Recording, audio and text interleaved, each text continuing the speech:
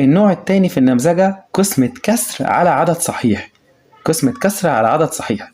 عشان نعمل كسر على عدد صحيح هنا عندك شكلين، نوع سهل ونوع صعب شوية. طيب النوع السهل بقى، أول حاجة هنبص هنا 4/5 على الاتنين. بص عشان تعرف انت واقف في انهي نوع، شوف الأول البسط هنا لو يقبل القسمة على المقام يبقى انت كده في النوع السهل.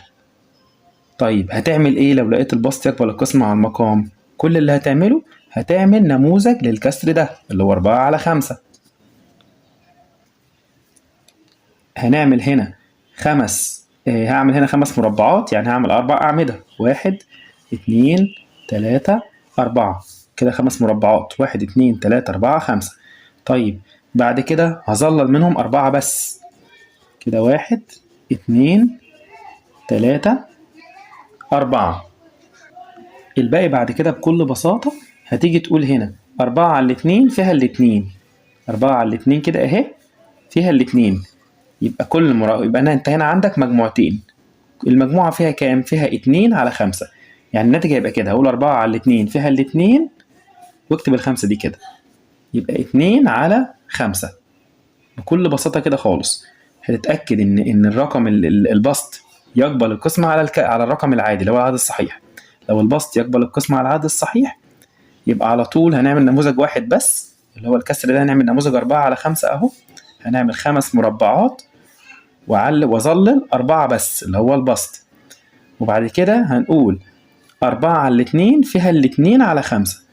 ده معناه إن أنا قسمتهم مجموعتين، كل مجموعة عبارة عن 2/5، وده النوع السهل. النوع الصعب بقى زي ده كده، لو جه قال لي 2/3/5، طب هنا الاتنين لا تقبل القسمة على الخمسة، ساعتها هضطر إن أنا أجيب على طول الميم ميم ألف من الترم اللي فات، من الترم الأول. الميم ألف للاتنين والخمسة ممكن نجيبها على طول بيساوي 10.